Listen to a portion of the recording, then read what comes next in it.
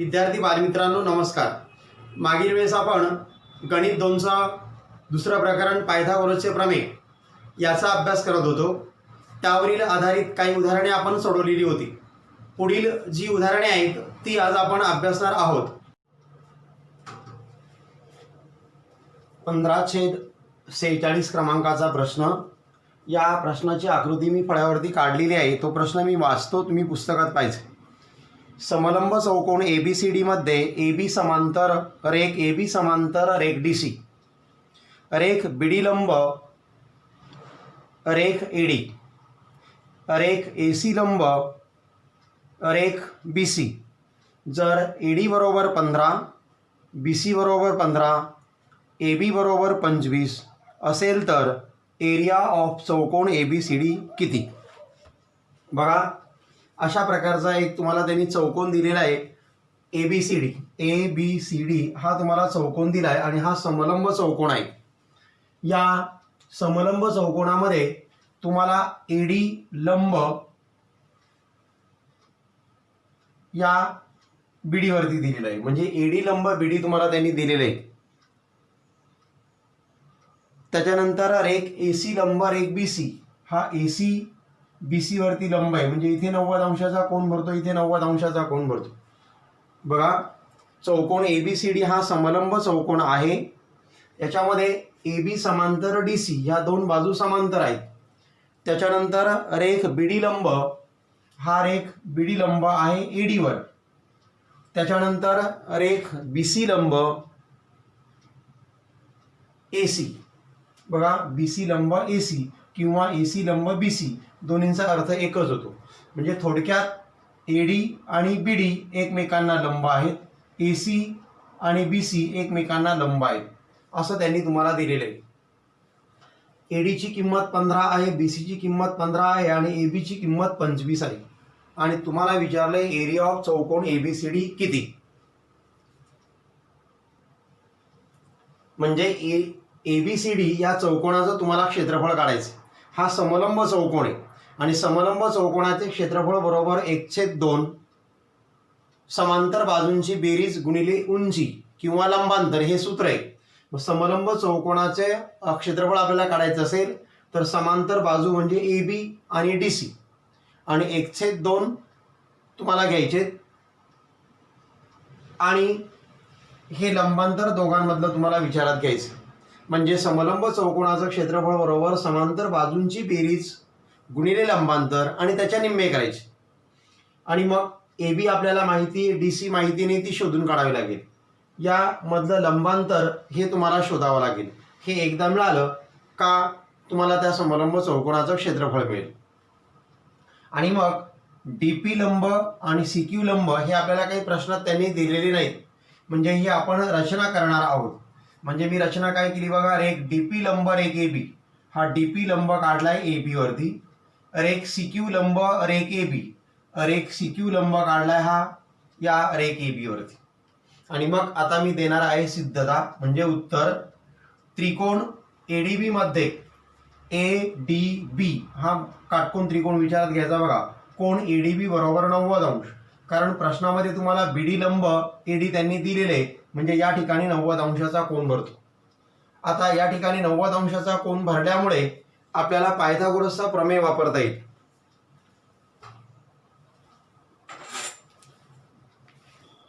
बघा, या ठिकाणी हा भाग मी जरा बंद करतो रचनेचा। ADB हा काटकोन त्रिकोण तुमचा तयार झालेला आहे आणि याच्यामध्ये पायथागोरसचा प्रमेय वापरला तर आपल्याला हा कर्ण होणार आहे, म्हणजे AB चा वर्ग बरोबर AD चा वर्ग अधिक BD चा वर्ग। बघा, AB चा वर्ग बरोबर AD चा वर्ग अधिक DB चा वर्ग, DB चा वर्ग BD चा वर्ग एकच। आणि मग आता आपण किमती ठेवणार आहोत।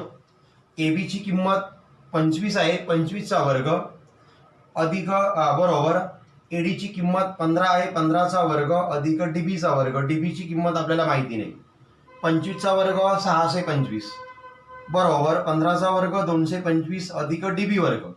हे 225 इकडे आले की वजा होणार आहे, म्हणजे 625 वजा 225 बरोबर DB चा वर्ग। यातून हे वजा केलं का वजाबाकी तुम्हाला 400 मिळते, म्हणजे 400 बरोबर डीबीचा वर्ग. डीबीचा वर्ग आहे याचा अर्थ आपल्याला आता दोन्ही बाजूंची वर्गमुळे घ्यावी लागेल. म्हणजे दोन्ही बाजूंची वर्गमुळे घेऊन डीबी बरोबर 400 हा 20चा वर्ग आहे. म्हणजे डीबीची किंमत तुम्हाला 20 मिळाली. हा जो डीबी आहे या डीबी रेषाखंडाची किंमत तुम्हाला 20 मिळालेली आहे. त्याच्यानंतर त्रिकोणाचे क्षेत्रफळ बरोबर 1/2 गुणिले पाया गुणिले उंची हे सूत्र तुम्हाला माहिती आहे. आणि मग आता आपण या त्रिकोणाचं क्षेत्रफळ काढणार आहोत. त्रिकोण एडीबी, या त्रिकोणाचा पाया आपण जर एबी विचारात घेतला, एडीबी या त्रिकोणाचा पाया विचारात घेतला तर ही त्याची उंची आहे डीपी. म्हणजे एरिया ऑफ ट्रायंगल एडीबी बरोबर 1/2 पाया एबी गुणिले उंची डीपी. बघा, एरिया ऑफ ट्रायंगल एडीबी बरोबर 1/2 गुणिले पाया हा एबी आला गुणिले डीपी ही उंची आली. हे झालं तुमचं विधान 1. परत हा काटकोन त्रिकोण आहे एडीबी, त्याच्यामुळे याचं क्षेत्रफळ आपण दुसऱ्या प्रकारे पण काढू शकतो का. हा पाया आणि ही उंची आपल्याला घेता येईल. म्हणजे 1/2 परत एरिया ऑफ ट्रायंगल एडीबी बरोबर 1/2 गुणिले हा पाया घेतला एडी, तर ही डीबी तुम्हाला उंची घ्यावी लागेल एडी गुणिले डीबी. हे झालं तुमचं विधान 2. आता विधान 1 व 2चं निरीक्षण करा. Area of triangle ADB, area of triangle ADB हे सारखंच आहे. म्हणजे डाव्या बाजू सारख्या आहेत, म्हणजे उजव्या बाजू सारख्या भरणार आहे. म्हणजे 1/2 गुणिले एबी गुणिले डीपी बरोबर 1/2 गुणिले एडी गुणिले डीबी हे तुम्हाला असं मिळणार आहे. दोन्ही बाजूला 1/2 आहे ते कॅन्सल झाले, तर आपल्याला मिळणार आहे एबी गुणिले डीपी बरोबर एडी गुणिले डीबी. बघा, एबी गुणिले डीपी बरोबर एडी गुणिले डीबी. आणि आता आपण किमती ठेवूया. एबीची किंमत आपल्याकडे 25 आहे गुणिले डीपी हा आपल्याला माहिती नाही बरोबर एडीची किंमत, बघा एडीची किंमत 15 गुणिले बीडीची किंमत 20 आपण इथे शोधली बघा. आणि मग आपल्याला डीपीची किंमत काढायची. म्हणजे 25 आपण पलीकडे घेऊन जाणार, म्हणजे 15 गुणिले 20 त्याला भागिले 25. आता इथे आपण जर भाग दिला,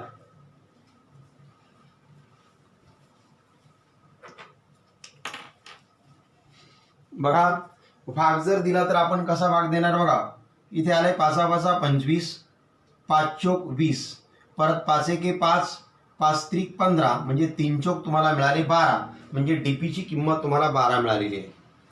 यानंतर ही डीपीची किंमत मिळाल्यानंतर आता हा काटकोन त्रिकोण विचारात आपल्याला घ्यायचा आहे डीपीए. या डीपीए काटकोन त्रिकोणाचा विचार आपण जर केला तर त्यामध्ये हा कर्ण आला. म्हणजे आपल्याला पायथागोरसचा प्रमेय वापरता येईल. त्रिकोण डीपीए मध्ये कोन डीपीए बरोबर 90 अंश. त्रिकोण डीपीए मध्ये कोन डीपीए बरोबर 90 अंश. पायथागोरसचा प्रमेय वापरला तर डीएचा वर्ग किंवा एडीचा वर्ग बरोबर डीपीचा वर्ग अधिक एपीचा वर्ग. बघा, एडीचा वर्ग बरोबर डीपीचा वर्ग अधिक काय एपीचा वर्ग, पायथागोरसचे प्रमेय. एडीची किंमत 15 आहे, 15चा वर्ग बरोबर 12चा वर्ग, डीपीची किंमत 12 काढली बघा, 12चा वर्ग अधिक एपीचा वर्ग. 15चा वर्ग 225 बरोबर 12चा वर्ग 144 अधिक एपीचा वर्ग. ते 144 इकडे आणा म्हणजे वजा होणार. म्हणजे 225 वजा 144 बरोबर एपीचा वर्ग. या दोघांची वजाबाकी केली काय येते 81 बरोबर एपी वर्ग. मग दोन्ही बाजूंची वर्गमुळे घेऊन एपी वर्गाचं वर्गमूळ आलं एपी आणि 81चं वर्गमूळ आलं 9. म्हणजे एपी बरोबर 9. एपीची किंमत तुम्हाला 9 मिळून गेली. त्याच्यानंतर या दोन समांतर रेषा आहे आणि या दोन समांतर रेषांमधलं हे लंबांतर आहे. समांतर रेषांमधलं लंबांतर सारखंच असतं. म्हणजे डीपीची जी किंमत येणार आहे तीच सीक्यूची किंमत येणार आहे. म्हणजे सीक्यू बरोबर तुम्हाला डीपी मिळणार आहे. सीक्यू बरोबर डीपी, त्याला कंसात दिला आपण कारण समांतर रेषांतील लंबांतर, ह्या समांतर रेषा आहे आणि त्याच्यामधलं हे लंबांतर आहे. समांतर रेषांमधील लंबांतर समान असतं. म्हणजे याचा अर्थ सीक्यूची किंमत आणि डीपीची किंमत सारखीच आहे. डीपी आपल्याकडे 12 आहे, याचा अर्थ सीक्यूची किंमत आपल्याला 12 मिळाली. म्हणून आपण लिहिलंय CQ बरोबर DP, समांतर रेषातील लंबांतर म्हणून CQ बरोबर DP 12. त्यानंतर पुढील काटकोन त्रिकोण आपल्याला विचारात घ्यायचा आहे CQB. CQB हा काटकोन त्रिकोण विचारामध्ये घ्यायचा आहे. यामध्ये पुन्हा हा काटकोन आला 90 अंशाचा कोन, म्हणजे त्रिकोण CQB मध्ये कोन CQB बरोबर 90 अंश, कारण आपण ती रचना केलेली अगोदर लंब काढलेला आहे. आणि मग यामध्ये पायथागोरसचा प्रमेय आपण जर वापरला तर BCचा वर्ग बरोबर CQचा वर्ग अधिक QBचा वर्ग, कारण हा कर्ण येणार आहे, म्हणजे BCचा वर्ग बरोबर CQचा वर्ग अधिक QBचा वर्ग पायथागोरसचे प्रमेय. BCची किंमत आपल्याकडे 15 देणे दिलेली आहे. 15चा वर्ग बरोबर CQची किंमत आपण इथे काढली बघा 12, 12चा वर्ग अधिक QBचा वर्ग. 15चा वर्ग 225 बरोबर 12चा वर्ग 144 अधिक QBचा वर्ग. ते 144 इकडे आली की वजा होणार आहे, म्हणजे 225 वजा 144 बरोबर QBचा वर्ग. 225 मधून 144 गेले, आपल्याला 81 मिळाले बरोबर QBचा वर्ग. पुन्हा परत दोन्ही बाजूंची वर्गमुळे घेऊन QB बरोबर 9. 81चं वर्गमूळ 9 मिळालं, म्हणजे QBची किंमत तुम्हाला 9 मिळालेली आहे. आता पुढील भाग कसा सोपा आहे बघा. ही किंमत आपल्याकडे आहे, APची आपण किंमत काढलेली बघा इथे 9. QBची किंमत पण आपल्याकडे 9 आहे. त्यावरून तुम्हाला PQ मिळेल, कारण AB पण त्यांनी तुम्हाला 25 दिलेला आहे. हे 4 बिंदू एक रेषीय आहेत. A dash P dash Q dash B हे चारही बिंदू एक रेषीय आहेत बघा. A dash P dash Q dash B हे 4 बिंदू एक रेषीय आहेत, म्हणून AP अधिक PQ अधिक QB बरोबर AB तुम्हाला मिळणार आहे. AP अधिक PQ अधिक QB बरोबर AB. आता आपण किंमत ठेवूया. APची किंमत 9 आहे बघा इथे मिळवलेली, अधिक PQ आपल्याला माहिती नाही, अधिक QBची किंमत आपल्याकडे इथे 9 आली बघा, बरोबर ABची किंमत त्यांनी प्रश्नात तुम्हाला 25 दिलेली आहे. PQ अधिक 9 आणि 9 18 झाले बरोबर 25. हे 18 इकडे आले की वजा होणार आहे, म्हणजे PQ बरोबर 25 वजा 18, आणि 25 मधून 18 गेले, तुम्हाला PQची किंमत मिळाली 9. PQची किंमत मिळाली तुम्हाला 7. त्यानंतर रेख AB समांतर रेख DC तुम्हाला प्रश्नात त्यांनी दिलेले आहे. AB समांतर DC. त्याच्यानंतर DP लंब आहे AB वर, CQ लंब आहे AB वर. बघा, रेख DP लंब रेख AB रचना, रेख CQ लंब रेख AB ही रचना आहे. आणि ह्या दोन समांतर रेषा आहेत, आणि या समांतर रेषांवरती हे लंब काढलेले आहेत. आणि असं जर होत असेल तर हा DPQC हा जो चौकोन तयार होतो तो आयत होतो. म्हणजे याचा अर्थ चौकोन DPQC हा आयत आहे, आणि आयताच्या समोरासमोरील बाजू एकरूप असतात. म्हणजे याचा अर्थ DCची किंमत आणि PQची किंमत सारखीच आहे, म्हणजे DC बरोबर PQ. DC बरोबर PQ आयताच्या सम्मुख भुजा. आणि मग DCची किंमत तुम्हाला PQ इतकी आली, PQची किंमत 7 आहे, म्हणजे DCची किंमत 7 आहे, म्हणजे ही किंमत तुम्हाला 7 मिळाली. बघा, आता उदाहरण सोडवणं किती सोपं झालंय बघा.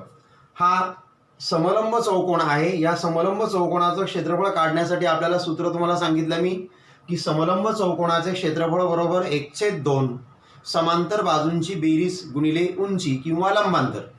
आता समांतर बाजू म्हणजे AB आणि DC आपल्याला माहिती पाहिजे. AB आपल्याकडे 25 त्यांनी दिलेलं आहे, आणि DCची किंमत आपण इथे मिळवली बघा. आणि दोन समांतर रेषांमधलं लंबांतर म्हणजे DP किंवा CQ. DPची किंमत 12 आहे बघा, CQची किंमत पण 12 आहे. हे लंबांतर घ्या किंवा हे लंबांतर घ्या, आपल्याला उत्तर मिळून गेलं. समलंब चौकोनाचे क्षेत्रफळ बरोबर 1/2 समांतर बाजूंची बेरीज गुणिले लंबांतर. इथे जागा मला कमी पडली, मी शॉर्ट फॉर्म मध्ये लिहिले, तुम्ही ते लक्षात घ्यायचे. समलंब चौकोनाचे क्षेत्रफळ बरोबर 1/2 समांतर बाजूंची बेरीज गुणिले लंबांतर. आणि मग तो समलंब चौकोन आहे ABCD, म्हणजे एरिया ऑफ चौकोन ABCD बरोबर 1/2 कंसामध्ये समांतर बाजूंची बेरीज म्हणजे AB आणि DC यांची बेरीज करावी लागेल. कंसामध्ये AB अधिक DC गुणिले लंबांतर लंबांतर म्हणजे डीपी किंवा सीक्यू काही पण द्या. आपण डीपी घेतलंय कारण डीपी आणि सीक्यू सारखेच आहे बघा. डीपीची किंमत 12 आणि सीक्यूची किंमत पण 12च, म्हणजे डीपी 1/2 ह्या आता किमती ठेवायच्यात. एबीची किंमत 25, डीसीची किंमत 7 आणि गुणिले डीपीची किंमत 12. 1/2 ह्या दोघांची बेरीज येते 32. 32 गुणिले 12 बेसाक 12 म्हणजे 32 गुणिले 6 आणि 32 आणि 6चा गुणाकार केला का तो तुम्हाला मिळतो 192. म्हणजे एरिया ऑफ चौकोन ABCD तुम्हाला 192 मिळालेला आहे. तुम्हाला या चौकोन ABCDचं क्षेत्रफळ त्यांनी काढायला सांगितलेलं आहे आणि ते तुम्हाला 192 मिळालेलं आहे. 1/43 क्रमांकाचा प्रश्न पहा. खालील बहुपर्यायी प्रश्नांच्या दिलेल्या उत्तरांपैकी अचूक पर्याय निवडा. म्हणजे तुम्हाला पर्यायी प्रश्न दिलेले आहेत, त्यातील अचूक पर्याय तुम्हाला निवडून लिहायचं आहे. पहिल्या प्रकरणामध्ये सुद्धा आपण पर्यायी प्रश्नांचा अभ्यास केलेला आहे. यामध्ये एकूण तुम्हाला 8 उपप्रश्न दिलेले आहेत. पहिल्या प्रश्नाचं उत्तर तुमचं येतं बी. आपल्याला फक्त त्याचे वर्णाक्षर लिहायचे आहे. म्हणजे पहिल्याचं उत्तर बी, त्यानंतर दुसऱ्याचं पण बी. अशा प्रकारे बाकीची सगळी उत्तरं मी इथे लिहिलेली आहेत. तुम्हाला फक्त त्या उपप्रश्नाचा क्रमांक आणि त्याचं वर्णाक्षर लिहायचं आहे, बाकी काही लिहायचं नाहीये. पहिल्या प्रकरणात पण मी तुम्हाला सांगितलेलं आहे. आता पहिल्या प्रश्नाचं उत्तर बी कसं येतं याच्यासाठी मी तुम्हाला स्पष्टीकरण देणार आहे. पहिला प्रश्न मी वाचतो बघा. खालीलपैकी कोणते पायथागोरसचे त्रिकूट आहेत? तुम्हाला 4 पर्याय दिलेले आहेत आणि त्यातील पायथागोरसचं त्रिकूट कोणतंही ते तुम्हाला ओळखायचं. म्हणजे कोणतं तरी त्यामध्ये एक पायथागोरसचं त्रिकूट आहे, बाकीचे पायथागोरसचे त्रिकूट नाही. आता त्यातील मी 3, 4, 5 हे त्रिकूट घेतो. 3, 4, 5 या त्रिकूटामध्ये आपण काय करतो, सर्वात मोठ्या संख्येचा वर्ग करतो. म्हणजे सर्वात मोठी संख्या आहे इथे 5, त्याचा वर्ग बरोबर 25. तसेच उरलेल्या 2 संख्यांच्या वर्गांची करतो बेरीज. म्हणजे 3चा वर्ग अधिक 4चा वर्ग. 3चा वर्ग 9, 4चा वर्ग 16. म्हणजे 3चा वर्ग अधिक 4चा वर्ग बरोबर 9 आणि 16ची बेरीज येते 25. हे झालं तुमचं विधान 2.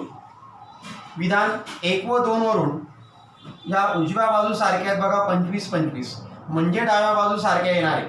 म्हणजे 5चा वर्ग बरोबर 3चा वर्ग अधिक 4चा वर्ग. म्हणजे सर्वात मोठ्या संख्येचा वर्ग हा उरलेल्या 2 संख्यांच्या वर्गांच्या बेरजे इतका आहे. म्हणून हे पायथागोरसचं त्रिकूट आहे. म्हणून 3, 4, 5 हे पायथागोरसचे त्रिकूट आहे. आणि मग 3, 4, 5 हे पायथागोरसचं त्रिकूट आहे. हा तुमचा पर्याय दिलेला आहे त्यांनी बी. आणि मग म्हणून पहिल्याचं उत्तर आपण लिहिलेलं आहे बी. हे तुम्हाला स्पष्टीकरण पेपरमध्ये द्यायची काही गरज नाही. तुम्हाला फक्त बी हा पर्याय लिहायचा आहे. मात्र 2 मार्काला हा परीक्षेला प्रश्न जरी विचारला तर तुम्हाला याप्रमाणे सोडवावा लागेल. तुम्ही रफमध्ये ते सोडून उत्तर तुम्ही बी पर्याय हे मिळवू शकता. लक्षात घ्या, मी हे पूर्ण तुम्हाला सोडून दिले ते 2 मार्कासाठी. त्याच्यानंतर दुसरा प्रश्न दिला बघा. काटकोन त्रिकोणात काटकोन करणाऱ्या बाजूंच्या वर्गांची बेरीज 169 आहे, तर त्याच्या कर्णाची लांबी काढा. काटकोन त्रिकोणात काटकोन करणाऱ्या बाजूंच्या वर्गांची बेरीज म्हणजे एक तुम्हाला त्यांनी काटकोन त्रिकोण दिलेला आहे आणि या काटकोन त्रिकोणामध्ये काटकोन करणाऱ्या ज्या बाजू आहेत त्यांच्या वर्गांची बेरीज 169 दिलेली आहे. तर तुम्हाला कर्णाची लांबी त्यांनी काढायला विचारलेली आहे. समजा त्रिकोण ABC मध्ये कोण बी 90 अंशाचा आहे, म्हणजेच कोण ABC 90 अंशाचा आहे हे असं आपण मानलंय. हा काटकोन त्रिकोण झाल्यामुळे याचे पायथागोरसचा प्रमेय आपण वापरू शकतो. म्हणजे AC वर्ग बरोबर AB वर्ग अधिक BC वर्ग पायथागोरसचे प्रमेय. म्हणजे आपण इथे पायथागोरसचा प्रमेय वापरला. काटकोन करणाऱ्या बाजूंच्या वर्गांची बेरीज त्यांनी 169 तुम्हाला दिलेली आहे. म्हणजे AB वर्ग अधिक BC वर्ग बरोबर 169. आणि मग दोन्ही बाजूंची वर्गमुळे घेऊन AC वर्गाचं वर्गमूळ आलं AC आणि 169चं वर्गमूळ आलं 13. म्हणजे तुम्हाला उत्तर मिळालेलं आहे 13. आणि अशा प्रकारचा जो पर्याय आहे तो पर्याय आहे तुमचा बी. आणि मग म्हणून दुसऱ्या प्रश्नाचं उत्तर पण आपण बी लिहिलेलं आहे. त्यानंतर तिसरा जो प्रश्न तुम्हाला दिलाय, खालीलपैकी कोणत्या तारखेतील संख्या हे पायथागोरसचे त्रिकूट आहे. खाली काही तुम्हाला संख्या दिलेल्या आहेत आणि तारखेतील संख्या, त्यातील कोणते पायथागोरसचे त्रिकूट आहे ते तुम्हाला ओळखायचे. म्हणजे याप्रमाणेच आहे, फक्त थोडासा बदल आहे. त्यातील पहिला प्रश्न बघा, 15, 8, 17 ही तारीख तुम्हाला दिलेली आहे. 15, 8, 17 या तारखेत मोठी संख्या 17 आहे, तिचा आपण वर्ग करणार म्हणजे 17चा वर्ग बरोबर 289. हे झालं तुमचं विधान एक. त्याच्यानंतर उरलेल्या दोन संख्यांच्या वर्गांची करणार आपण बेरीज म्हणजे 15चा वर्ग अधिक 8चा वर्ग. 15चा वर्ग 225, 8चा वर्ग 64, म्हणून 15चा वर्ग अधिक 8चा वर्ग बरोबर या दोघांची बेरीज केली का 289 येते. आणि मग विधान 1 व 2 वरून 289 समाने बघा, म्हणजे या विधानांच्या उजव्या बाजू सारख्या आहेत. उजव्या बाजू सारख्या म्हणजे डाव्या बाजू सारख्या. आणि मग म्हणून 17चा वर्ग बरोबर 15चा वर्ग अधिक 8चा वर्ग. याचा अर्थ असा का 15, 8 आणि 17 या तारखेमध्ये पायथागोरसचं त्रिकूट आढळते. आणि मग म्हणून 15, 8, 17 या तारखेतील संख्येत पायथागोरसचे त्रिकूट आहे.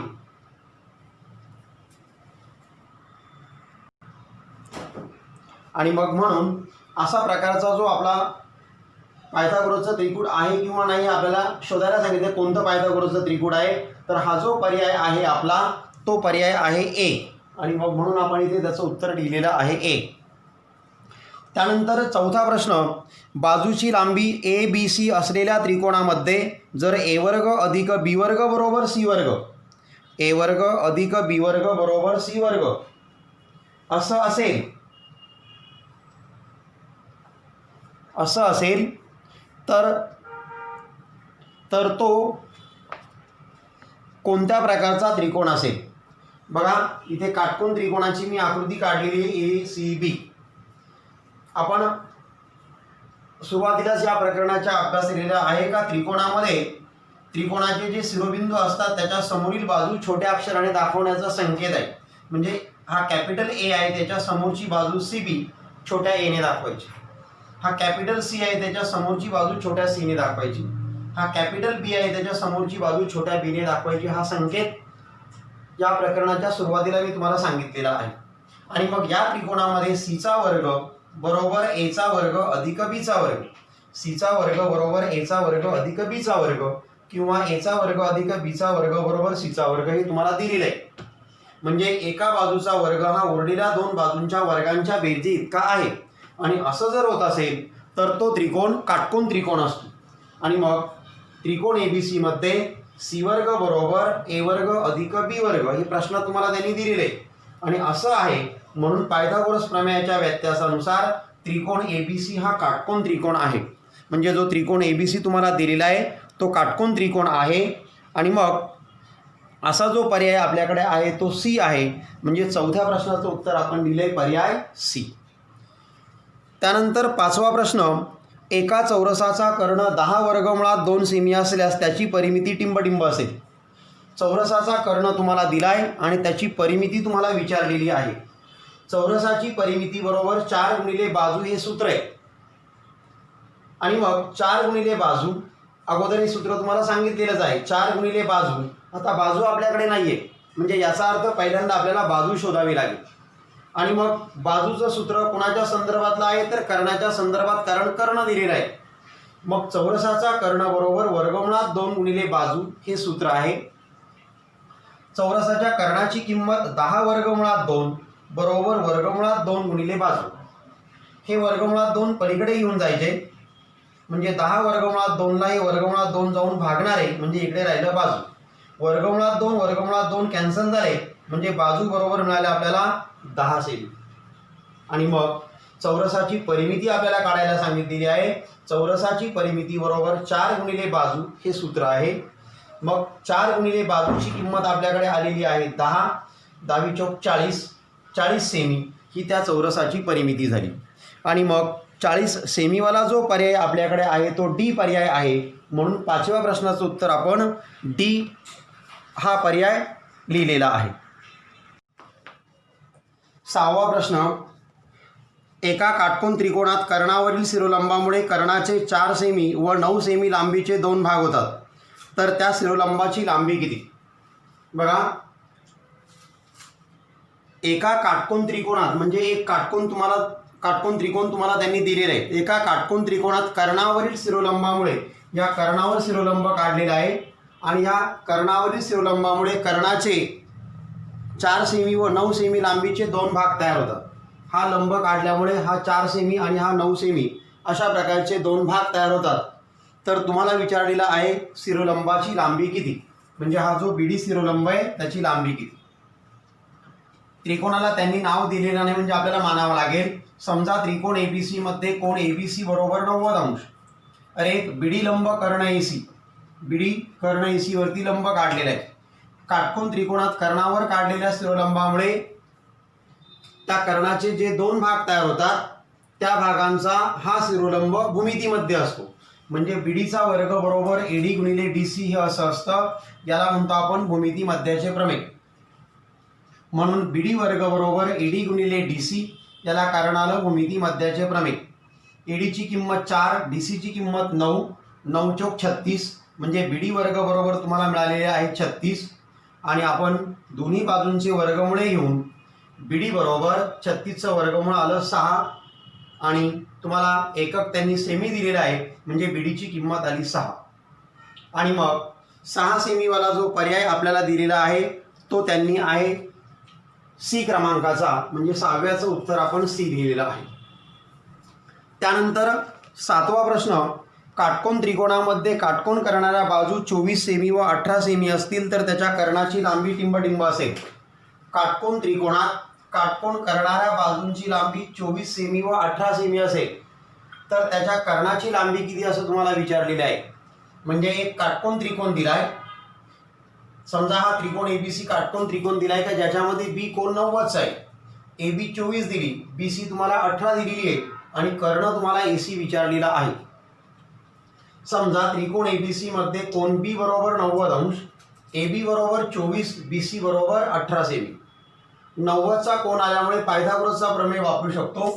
कर्ण आहे एसी, एसीचा वर्ग बरोबर एबीचा वर्ग अधिक बीसीचा वर्ग, म्हणजे 24चा वर्ग अधिक 18चा वर्ग.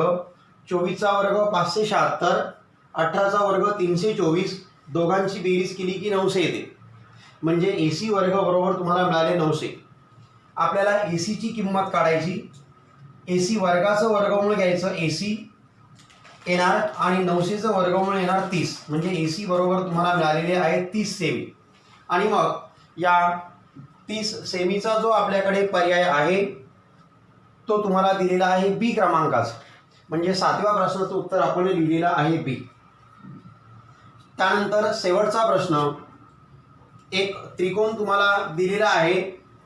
त्रिकोण एबीसी मध्ये एबी बरोबर 6 वर्गमुळात 3 सेमी, एसी बरोबर 12 सेमी, बीसी बरोबर 6 सेमी, तर कोण एचे माप किती? तर तुम्हाला कोण एचं माप त्यांनी विचारलेलं आहे. त्रिकोण एबीसी मध्ये एबी बरोबर 6 वर्गमुळात 3, बीसी बरोबर 6 आणि एसी बरोबर 12 असं तुम्हाला त्यांनी दिलेलं आहे आणि तुम्हाला विचारलेलं आहे कोण एचं माप किती. बघा, ही बाजू 12 आहे आणि ही बाजू 6 आहे, म्हणजे ही बाजू जी आहे 6 ही 12च्या निम्मी आहे, म्हणजे 6 12च्या निम्मी आहे, म्हणजे 6 बरोबर 1/2 गुणिले 12. बघा, 6 बरोबर 1/2 गुणिले 12, बेके बे बेसक 12, म्हणजे 6 बरोबर 6. म्हणजे 6 हे 12च्या निम्मे आहे. व आता आपण ह्या संख्येचा जर विचार केला तर 6 वर्गमुळात 3 ही संख्या वर्गमुळात 3/2 12च्या आहे. बघा, बेके बे बेसक 12, म्हणजे 6 वर्गमुळात 3, 6 वर्गमुळात 3. म्हणजे यामध्ये आपल्याला असं दिसतं का 6 बरोबर 1/2 12, 6 बरोबर 1/2 12 आणि 6 वर्गमुळात 3 बरोबर वर्गमुळात 3/2 गुणिले 12. मग 6 म्हणजे कोण? तर बीसी बरोबर 1/2 गुणिले 12 म्हणजे कोण? एसी. व 6 वर्गमुळात 3 म्हणजे कोण? तर एबी बरोबर वर्गमुळात 3/2 गुणिले 12, 12 म्हणजे कोण? तर एसी. याचा अर्थ या त्रिकोणामध्ये बीसीची लांबी एसीच्या निम्मी आहे, बीसीची लांबी एसीच्या निम्मी आहे आणि एबीची लांबी एसीच्या वर्गमुळात 3/2 पट आहे. आणि जर असं जर असेल तर मग या ठिकाणी आपल्याला वापरावा लागतो 30 अंश, 60 अंश व 90 अंश त्रिकोणाच्या प्रमेयाचा व्यत्यास. ही बाजू कर्णाच्या निम्मी आहे, याचा अर्थ या बाजू समोरील कोन 30 अंशाचा आहे, म्हणजे हा कोन 30चा झाला, हा 30चा झाला, हा 60चा झाला, हा 90चा झाला. आणि मग म्हणून हा 30, 60, 90 अंश मापाचा काटकोन त्रिकोण आपल्याला मिळालेला आहे. आणि मग या ठिकाणी एचं माप तुम्हाला मिळालं 30 अंश, आणि अशा प्रकारचा जो पर्याय आहे तो आपला आहे ए, आणि मग म्हणून आपण याचं उत्तर दिलेलं आहे ए. अशा प्रकारे हे दुसरं प्रकरण आपलं पायथागोरसचं प्रमेय, पायथागोरसचे प्रमेय हे या ठिकाणी संपलेलं आहे.